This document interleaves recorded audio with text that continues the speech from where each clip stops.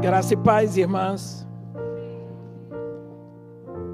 Eu quero convidar a igreja a abrir a Bíblia no segundo livro dos Reis, no capítulo 4.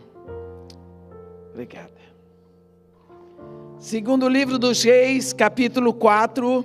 Vamos começar a leitura no versículo 8. É um assunto muito conhecido nosso. Vamos ler com atenção, onde está escrito assim: certo dia passou Eliseu por Sunem, onde se achava uma mulher rica, a qual o constrangeu a comer pão. Daí, todas as vezes que passava por ali, entrava para comer. Ela disse a seu marido: vejo que este que passa sempre por nós é santo homem de Deus. Façamos-lhe, pois, em cima um pequeno quarto, obra de pedreiro, ponhamos nele uma cama, uma mesa, uma cadeira e um candeeiro. Quando ele vier à nossa casa, retirar-se-á para ali. Um dia, vindo ele para ali, retirou-se para o quarto e se deitou. Então disse a seu moço Geazi: chama esta sunamita. Chamando a ele, ela se pôs diante do profeta. Este dissera a seu moço: dize-lhe, eis que tu nos tens tratado com muita abnegação. Que se há de fazer por ti? Haverá alguma coisa de que se fale a teu favor ao rei ou ao comandante do exército? Ela respondeu: habito no meio do meu povo. Então disse o profeta: que se há de fazer por ela? Geazi respondeu: ora, ela não tem filho e seu marido é velho. Disse Eliseu: chama-a.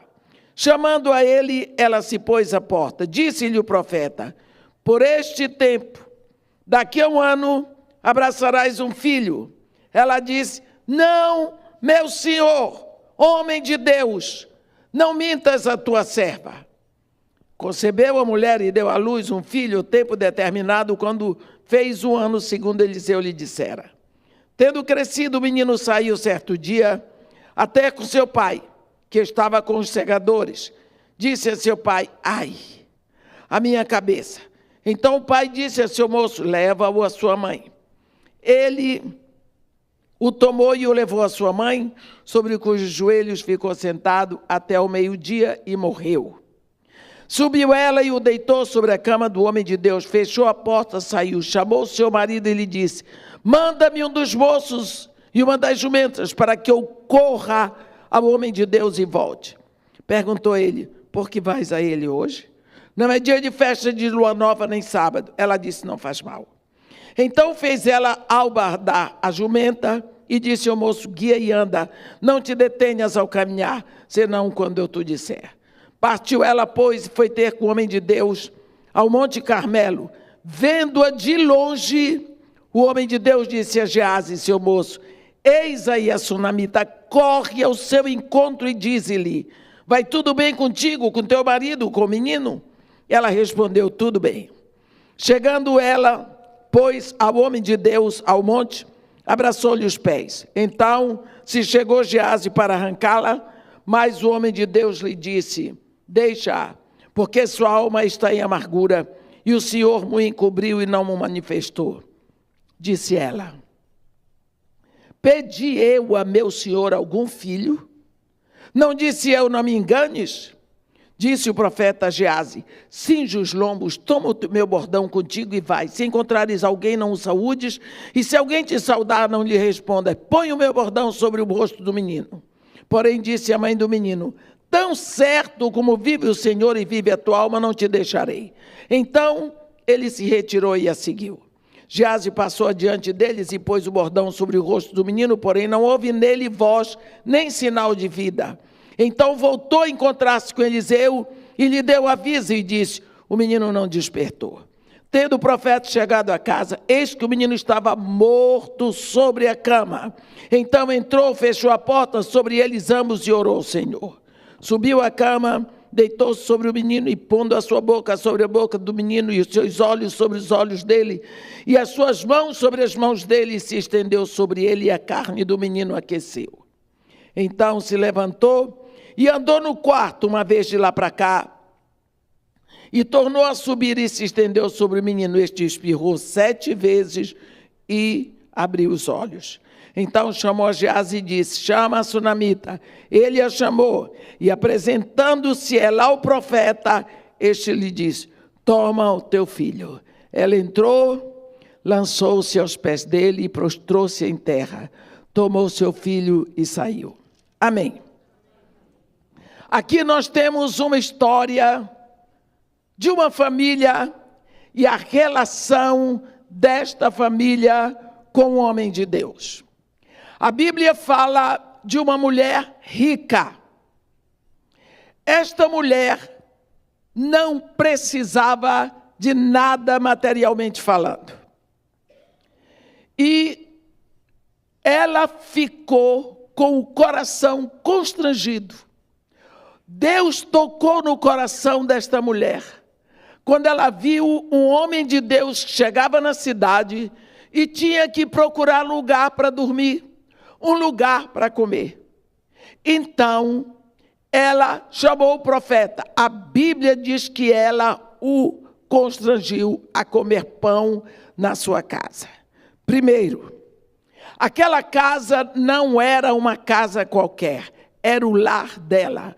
Você pode ter 50 casas alugadas, mas a casa onde você mora, onde você habita, ela é diferente porque ela é o seu lar. É o lugar da sua intimidade. É o lugar onde você é sem precisar maquiagem. É lá que você tira a maquiagem, é lá que você tira aquele negócio que aperta assim por aqui.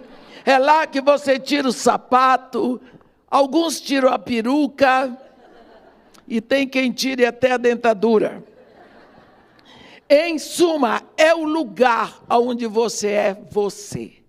Então, quando alguém entra na sua casa, ela entra para lhe conhecer como você é.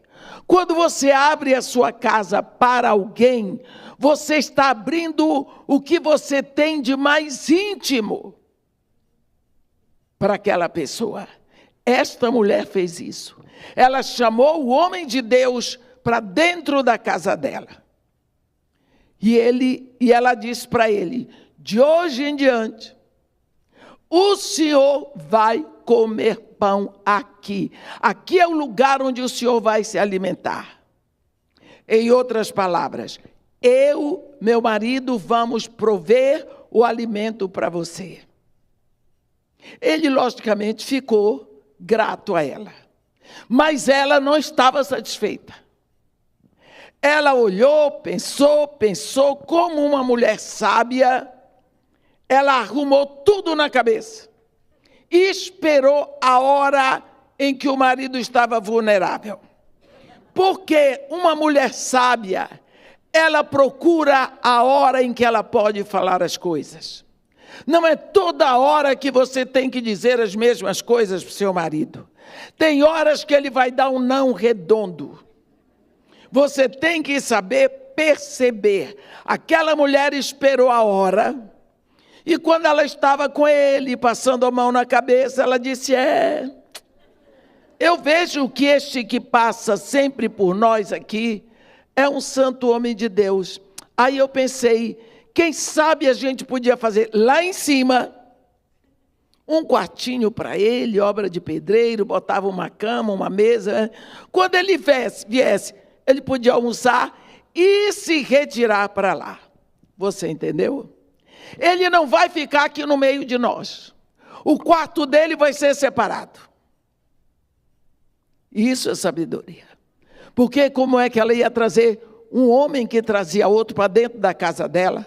E na hora que o marido não estivesse, ela queria dizer para o marido: ele vai estar na nossa casa, mas vai ter o aposento dele. O marido disse: ela correu. Já estava tudo preparado aqui. Ela já tinha tudo organizado na cabeça. Aproveitou aquela hora, o marido disse e ela fez tudo direitinho. Próxima vez, Eliseu chega lá para almoçar, ela disse: ei, agora, quando o senhor vier almoçar, o senhor sobe para o seu quarto. Nós construímos para o senhor um quarto lá em cima. O profeta foi, deitou, ficou tão encantado. fica tão grato, tão feliz, que ele quis demonstrar a gratidão dele. Ele disse: Geazi, chama essa sunamita. E quando Geazi chamou, pergunta: existe alguma coisa que eu possa falar a teu respeito com o rei ou comandante do exército? Ela disse: não, eu habito no meio do meu povo, quer dizer, todo mundo me conhece, eu sei tudo o que acontece aqui, eles sabem tudo a meu respeito, minha vida está plena aqui. Ele pensou: não há alguém que tenha tanto que não precise de nada, ou alguém que tenha tão pouco que não tenha nada para dar. Há de existir alguma coisa que eu possa fazer para mostrar a minha gratidão a essa moça. Geazi,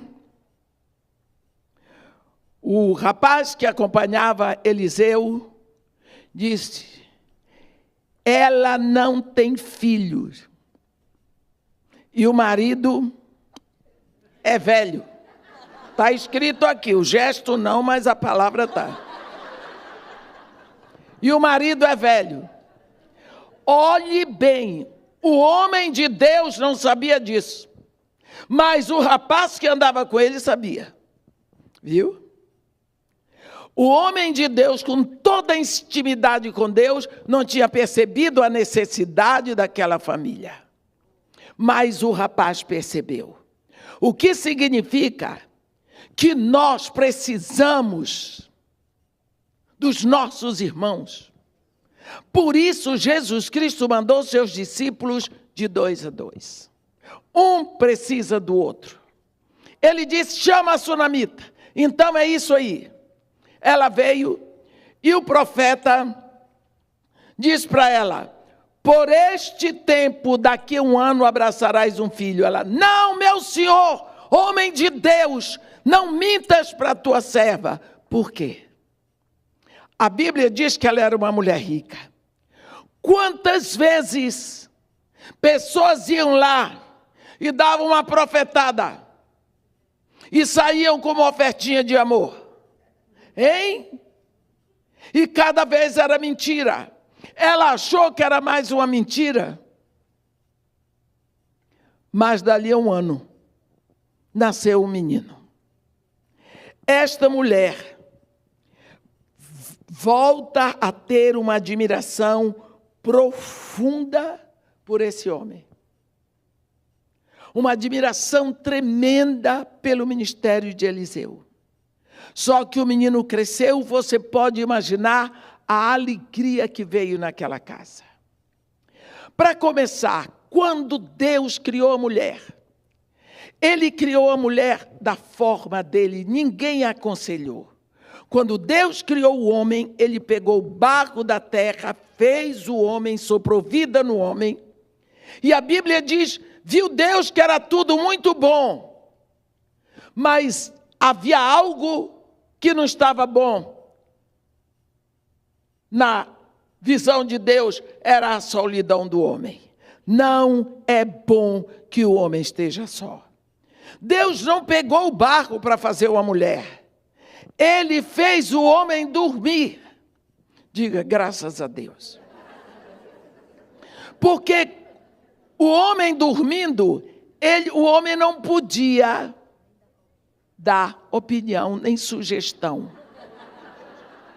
Senhor, faça assim, faça assado. Com certeza ele ia dizer: não põe boca não. Com certeza. Assim o homem dormia. E Deus foi ali, tirou uma costela do homem, fez a mulher. Quando a mulher estava pronta, Deus vem com a mulher prontinha e acordou o homem. Quando o homem viu a mulher, ele ficou fora de si.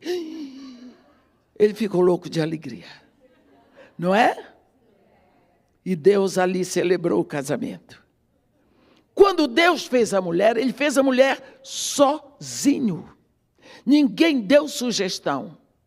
Olha que coisa que Ele fez. Ele fez a mulher para explodir de dentro para fora. Você veja, quando a menina vai crescendo, quando a menina está ali pelos 3, 4 anos, a mãe diz, menina tem que andar sempre de blusa. Menina tem que estar sempre de blusa. Mas o meu irmão não está, mas ele é homem. Ele pode ficar sem blusa. Menina tem que aprender a botar a blusa. Lá pelos 9 anos, para 10, porque ela e o irmão da cintura para cima eram iguais. Haviam 2 pétalazinhas aqui em cima, 2 sinaizinhos, os 2 eram iguais. Mas lá pelos 9 anos, aquilo começa a inchar um pouquinho. Incha daqui, dói dali, aquela confusão que eu não vou explicar, porque todo mundo aqui sabe, com exceção dos homens. E a Bíblia diz, os teus 2 seios, como 2 crias gêmeas da mesma gazela que se apacentam entre os lírios. Porque chega uma hora que o tamanho dos seios está uniforme. Aqui fala da uniformidade dos seios, significa que ela está pronta para amamentar. Não é? Aqueles seios estão ali. Ela cresce mais, ela entra na universidade, namora, fica noiva, casa, os seios estão naquele lugar. Sem dar problema nenhum, só ficou mais caro porque eu não sei aqui, mas lá no Brasil, sutiã é tão caro. Tudo bem. Engravida, os seios não dão nenhum problema.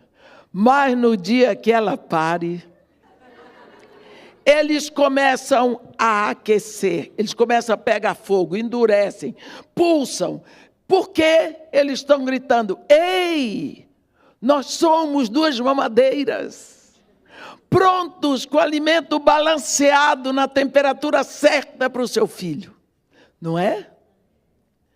Deus fez aqui no ventre da mulher um berçário, o útero.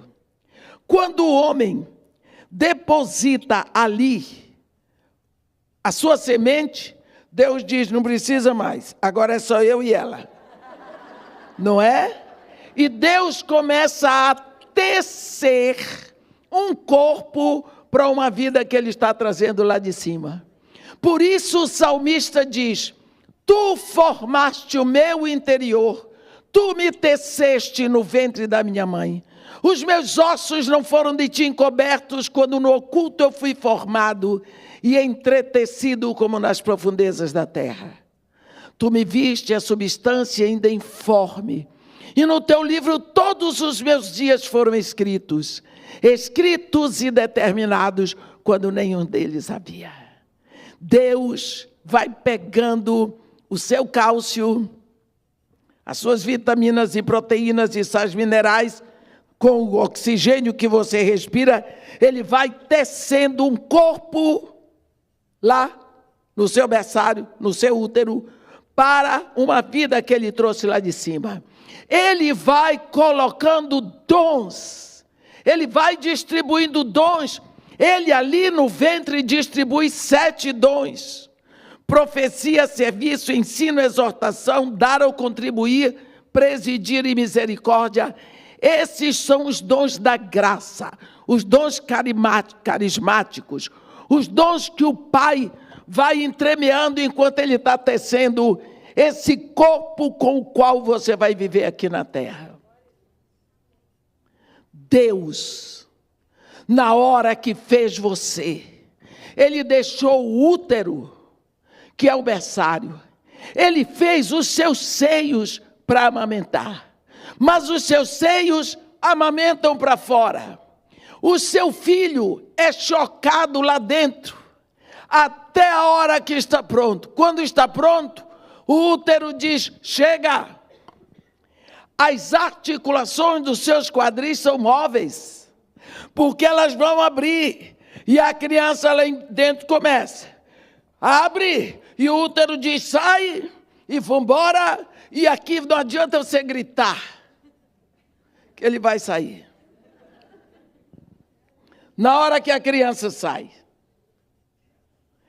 dá aquele grito, ele expõe para você, aqui no seu seio, a criança vai assim, ó, procurando o mamilo. Quem ensinou para ele? E quando ele encontra, ele dá uma sugada. E você agradece a Deus que ele não tem dente.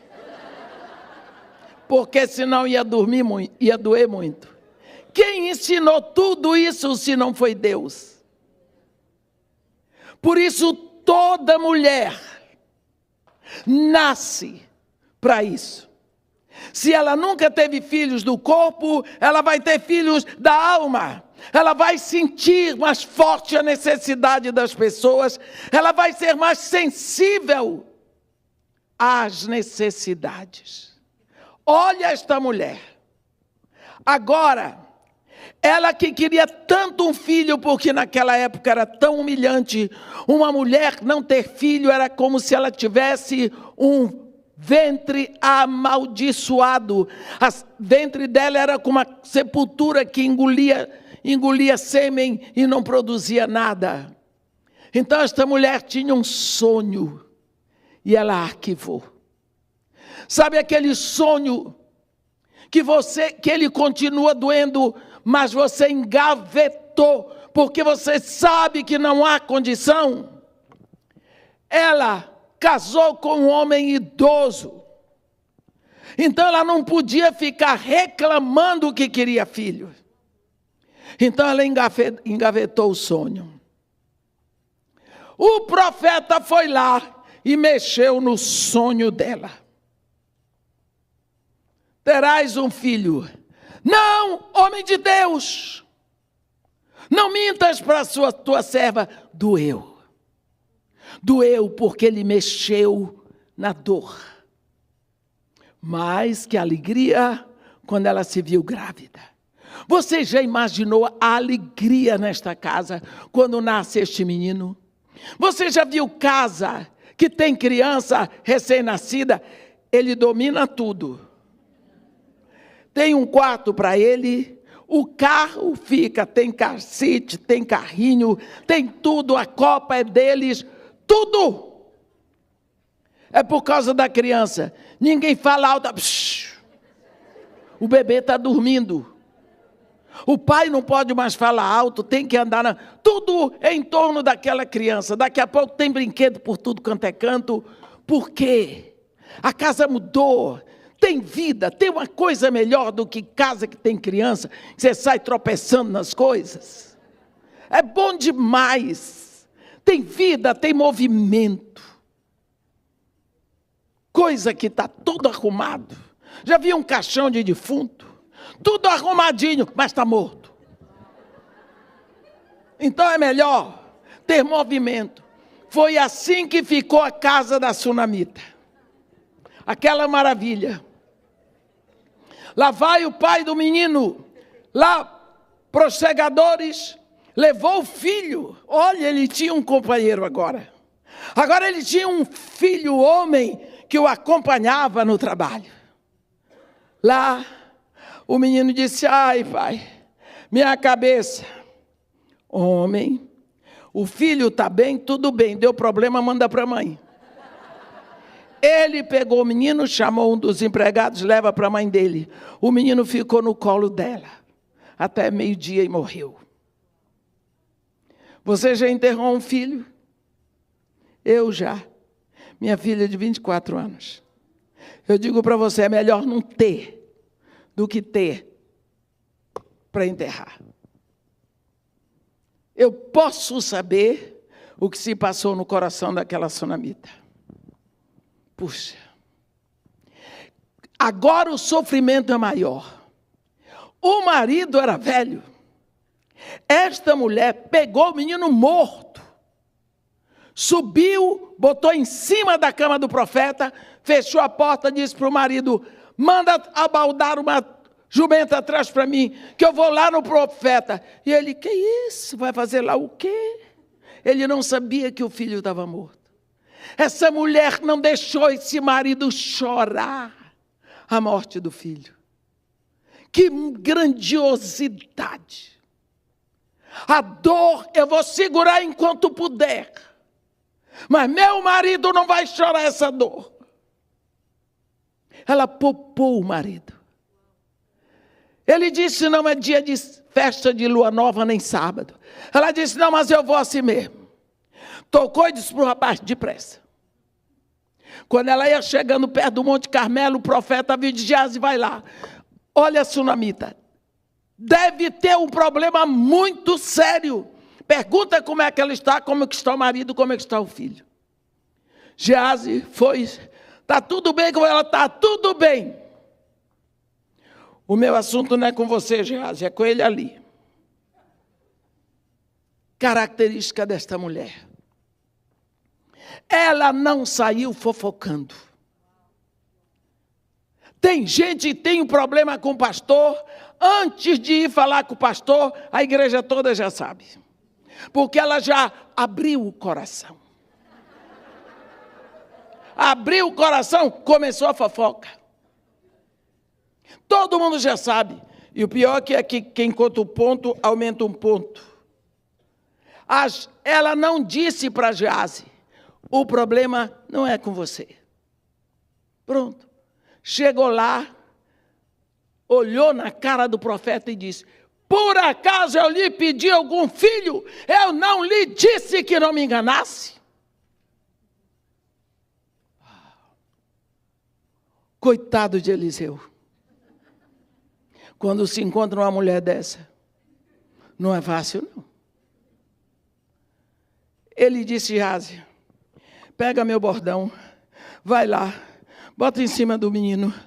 E Geazi pegou o bordão, a mulher disse, está pensando que eu vou? Tão certo como vive o Senhor e vive a tua alma que eu não vou te deixar. O menino está lá morto em cima da cama, o pai não sabe. Você se enfiou nessa história, agora você vai. Porque eu não vou sair daqui. Mulher determinada. O profeta viu que não tinha jeito. Se arrumou, foi com ela. Geazi passou na frente, chegou lá, botou o bordão em cima do menino. Não teve nada. Ela vem, Geazi. Ei, menino não acordou não, está mortinho.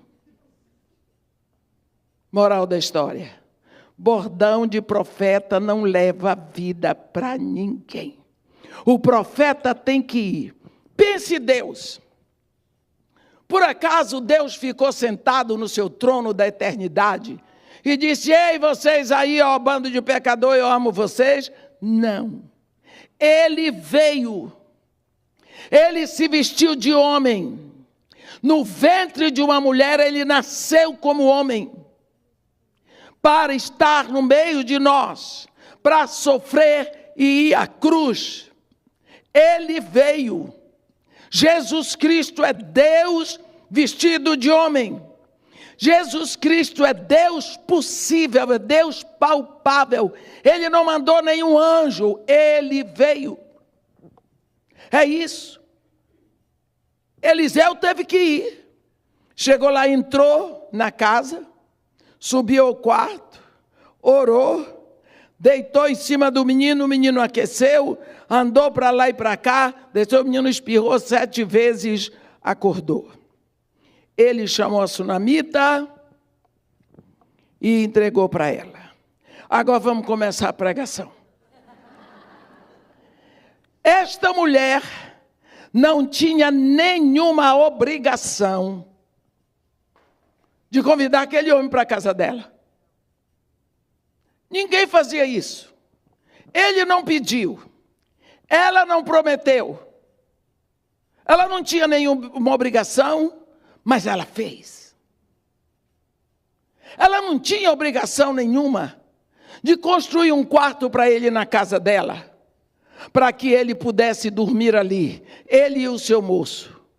Ele não pediu, ela não prometeu, ele não esperava que ela fizesse, mas ela fez. Consequência, quando a mão está aberta para dar, ela também está aberta para receber.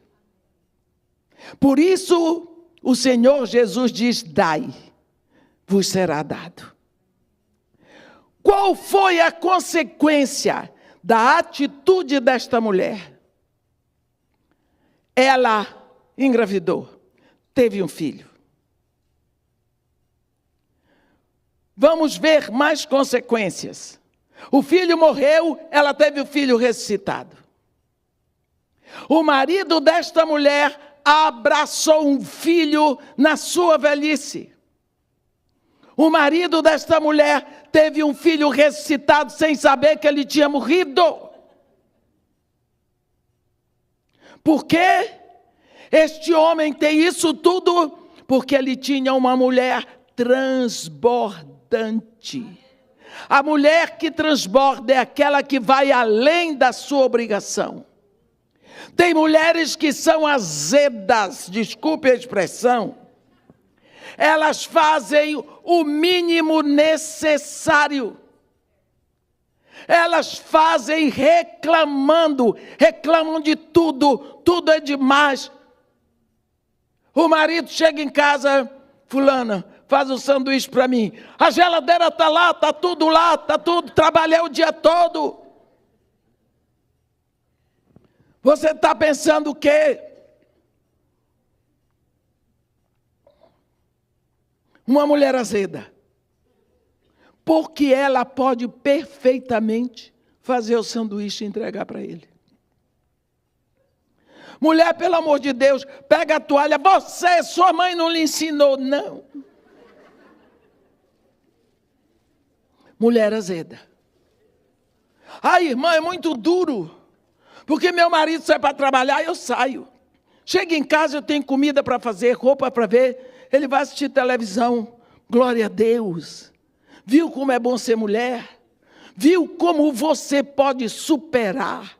Você trabalha lá e você trabalha em casa. E isso não é um prazer?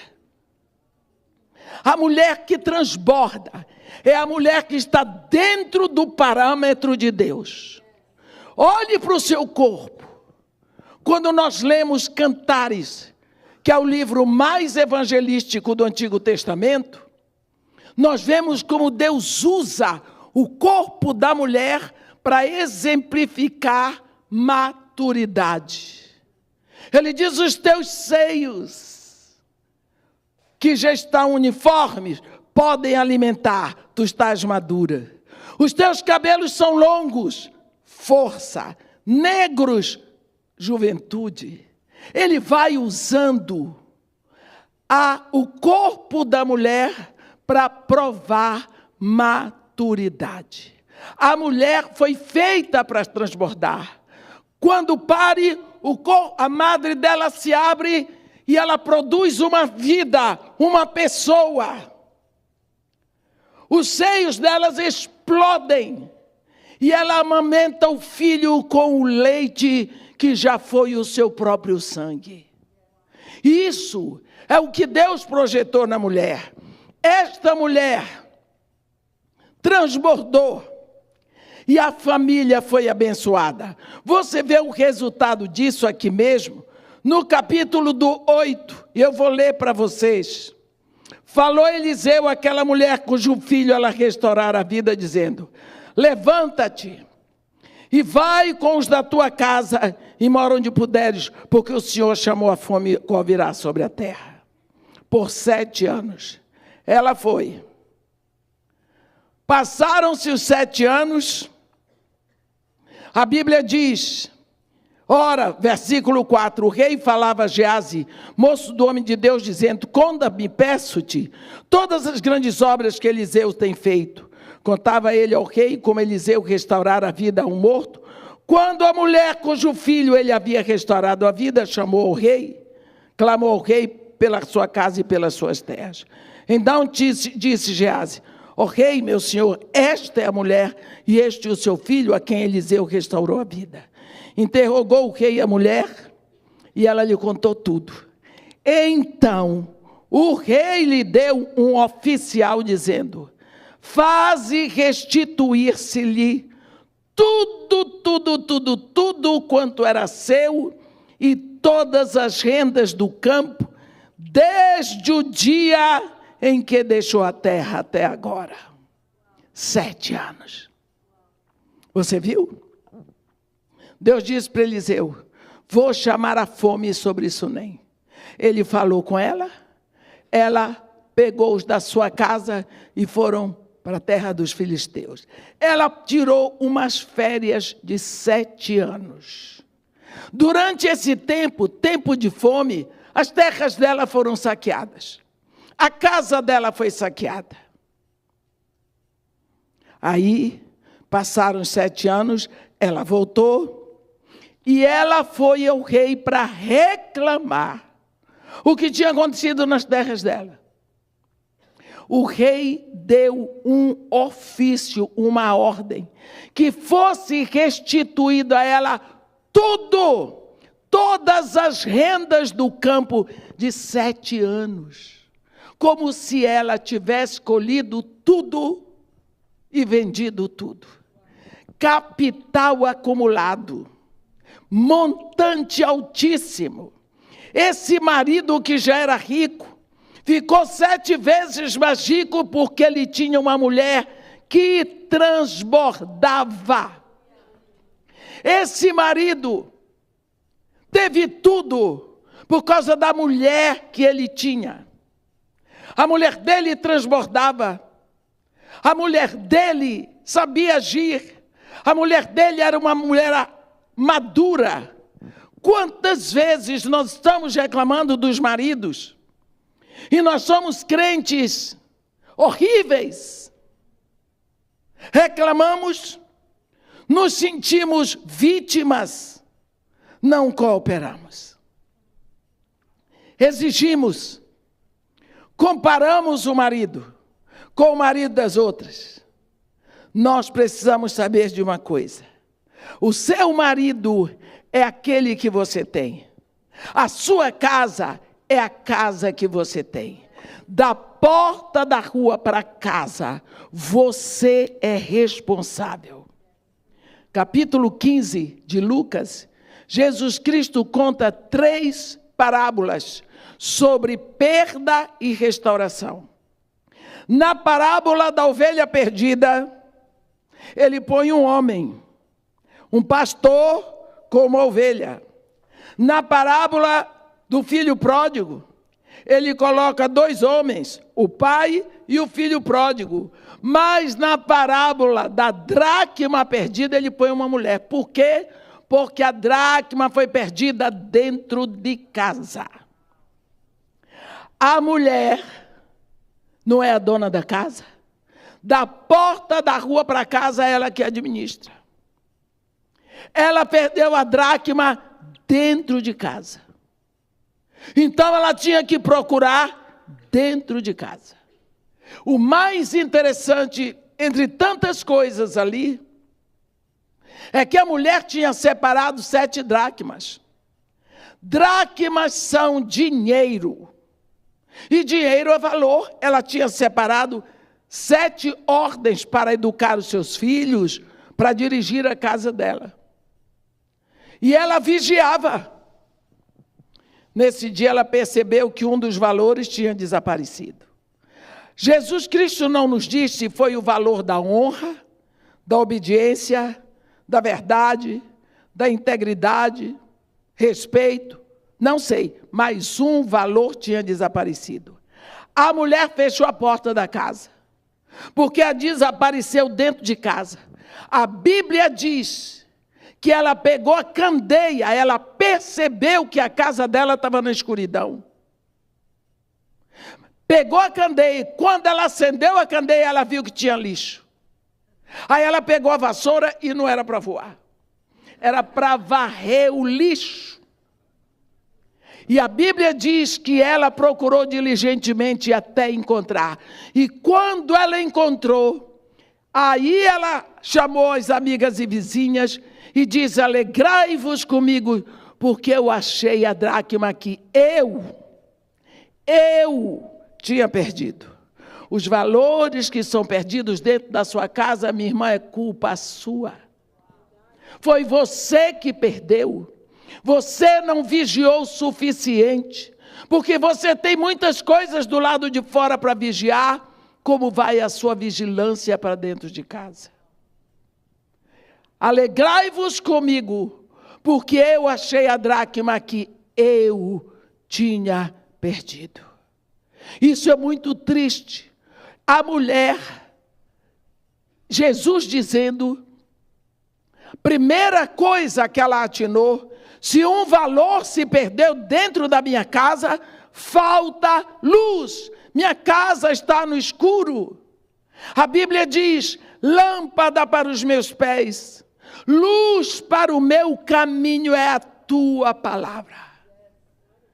Pergunta, como você está lidando com a palavra de Deus dentro da sua casa?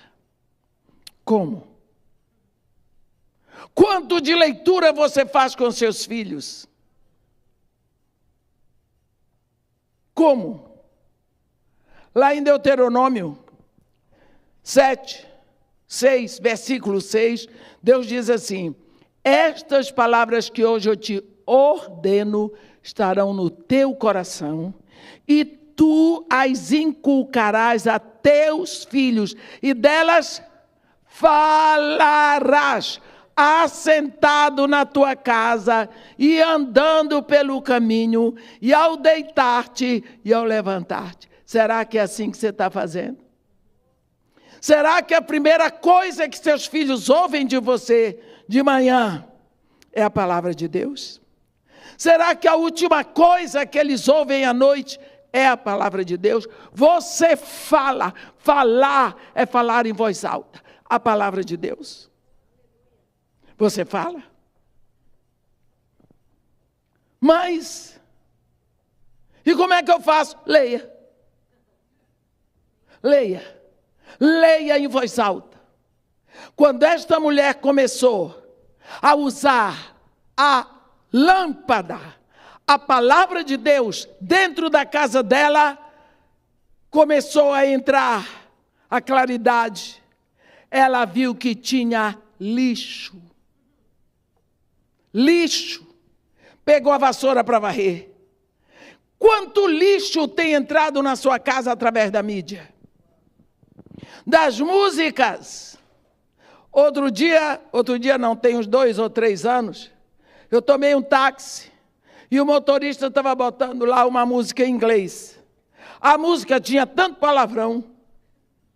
Eu disse para ele, moço, o senhor entende o que é que está sendo cantado? Eu não, irmã, eu vou por causa do ritmo. Eu gosto do reggae. Eu disse para ele, moço, então eu quero lhe pedir, por favor, eu entendo, o senhor tira essa música porque só tem palavrão e eu não estou habituado a isso. É mesmo? Eu digo, só tem palavrão, não presta. Não sabia, desse jeito entra coisa na sua casa. Pela televisão, pela mídia, pelos filmes que seus filhos veem, pelas músicas que vocês ouvem e que vocês não dão atenção, entra. Satanás não está de brincadeira. A Bíblia diz que ele sabe que pouco tempo lhe resta, porque ele já foi julgado, já está condenado. Só não está executado. Então, o que ele puder fazer para estragar com a sua família, ele vai fazer. E você não toma conta, e Jesus diz que você é responsável dos valores eternos da igreja dentro da sua casa. Será que você está dando atenção para isso? Fale a palavra de Deus em voz alta dentro da sua casa. Mamãe, fica doido? Fiquei. Fale. Vou dizer uma coisa para você. Quando eu entrei no Morro Dona Marta em 1990, era a maior concentração de centro de macumba do Rio de Janeiro. Ali. Era a favela mais violenta do Rio. Tem 2 subidas, uma por Botafogo, ali na São Clemente, e a outra por Laranjeira, que você já entra lá em cima e desce. Eu ia por Laranjeira e vinha só dizendo palavra de Deus. Só. Abria a boca. Os céus proclamam a glória de Deus, o firmamento anuncia a obra de suas mãos. Um dia discursa, outro dia, uma noite revela conhecimento, outra noite. Deles não se ouve nenhum som, no entanto a sua palavra se faz ouvir até os confins da terra. No princípio era o verbo, e o verbo estava com Deus, e o verbo era Deus, ele estava no princípio. Eu recitava a Bíblia como está escrito. Atrás de mim, vinha gente matando galinha, derramando farofa. Eu tremia toda por dentro, até hoje eu não sei como é que eu não caía, de medo. Mas eu nunca tive muito juízo. Eu faço. Eu não tenho um compromisso. Eu faço. Eu fazia isso todos os dias. Se você for lá no meu projeto hoje, você vê todas as paredes têm versículos, até dentro do banheiro. Sentou no vaso, você lê. Palavra de Deus é escrita. Todo mundo tem que ver. Minhas crianças aprendem a cantar versículos bíblicos. Fiz um rap para eles. No princípio era o verbo, e o verbo estava em Deus, e o verbo é Jesus. Jesus Cristo brasileiro, carioca, Salvador. Jesus Cristo em Dona Marta. Maranata, Maranata, ora vem Senhor Jesus. Tudo é com a palavra de Deus. Entrei lá em 1990, 2012 acabou o último centro de macumba, 2004 o morro foi tirado da lista das favelas violentas, 2008 foi colocada lá a primeira UPP do Rio de Janeiro, não teve um tiro e o chefão se rendeu. Fizeram a pesquisa, 83% do morro Dona Marta é evangélico, da população. Epa! Eles precisam ser discípulos, mas já são evangélicos. Estão no caminho para serem discípulos. O que eu quero dizer é que para isso eu tenho usado a palavra de Deus falada audivelmente. Audivelmente. Você precisa saber pegar a palavra de Deus que está escrita na sua Bíblia e abrir a boca na sua casa. E falar alto. Tantas coisas você fala alto. Reclama dos outros. Fala mal. Fale a palavra de Deus. Que ela seja ouvida na sua casa. Você pode dizer, esta mulher é pentecostalizada. Eu não sei o que é que eu sou filha de Deus. Mas eu creio que nós somos cercados de um mundo espiritual. E no reino do Espírito, a palavra de Deus continua sendo palavra de Deus. É preciso que você saiba o que está dentro da sua casa, que pode trazer opressão para os seus filhos.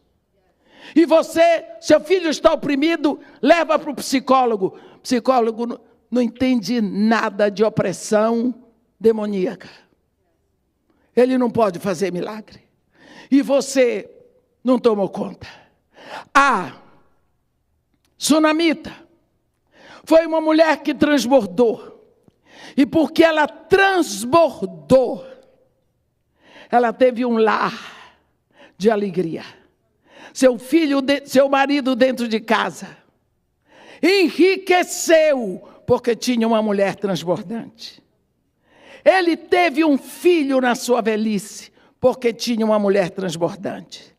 Ele teve um filho ressuscitado porque tinha uma mulher transbordante. Tudo que Deus quer numa mulher é que ela seja uma ajudadora idônea. Isso é idoneidade da mulher. Você se lembra de Ruth? Como que Ruth foi aquela mulher abençoada? Porque ela transbordou para Noemi. Ela entregou a vida dela, sabendo que aquela velha era dura, era pobre, não tinha nada para dar para ela. Ela pegou isso: onde tu fores eu irei, onde tu pousares eu pousarei. O teu Deus é o meu Deus, o teu povo é o meu povo. Faça o Senhor o que bem lhe aprover, se não for a única coisa a morte que me separar de ti. E ela foi. Vocês veem que a primeira atitude de Ruth quando chegou em Belém Efrata foi sair para procurar comida para dar para aquela velha. E depois, Boaz, e depois o filho, e Ruth a Moabita entra na genealogia de Jesus como bisavó do rei Davi, porque transbordou.